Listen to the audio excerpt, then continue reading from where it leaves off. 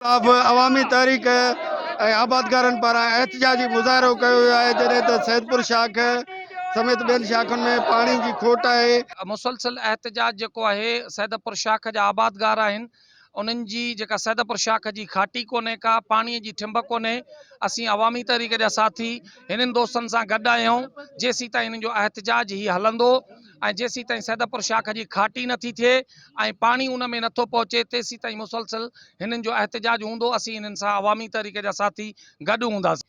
ॿिज भाण भरे ऐं ज़मीनुनि जी आबादी लाइ हेॾी गर्मी में लोड़नि था, उन्हनि जी खाटी कोन्हे खयल, पाणी जेको अचे थो उहो बि चढ़ी नथो सघे, ज़मीनूं गैराबाद थियूं थियनि।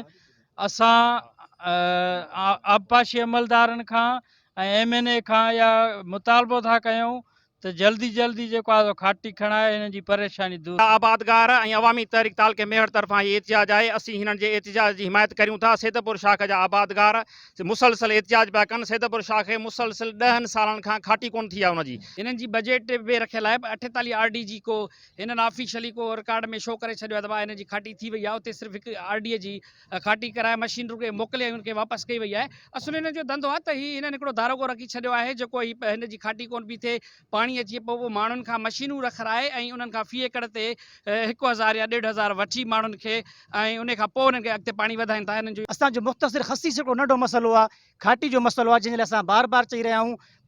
अॻे साल खां वठी असां इहा रिक्वेस्ट कयूं था साईं बराए महिरबानी करे असांखे खाटी कराए ॾिजो।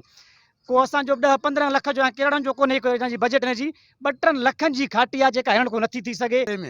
त खाटी मिशन हाणे खाटी मिशन मोटाए वापसि कयूं हलिया विया। हींअर कल्ह बि असांखे कयो असांखे को तगार त न थियो आहे, वरी अॼु बि आया आहियूं। पर जेकॾहिं इहो बेगुनाह ज़ुल्म करे अजनेर एटो सर्वेर ऐं ठेकेदार गॾिजी पैसा खाई लिखता हलिया विया आहिनि। ख़ुदा वास्ते असांजी मदद कयो। कैमरामैन महताब महेश्वर सां गॾु जावेद सुब्रो, सिंध TV न्यूज़ में।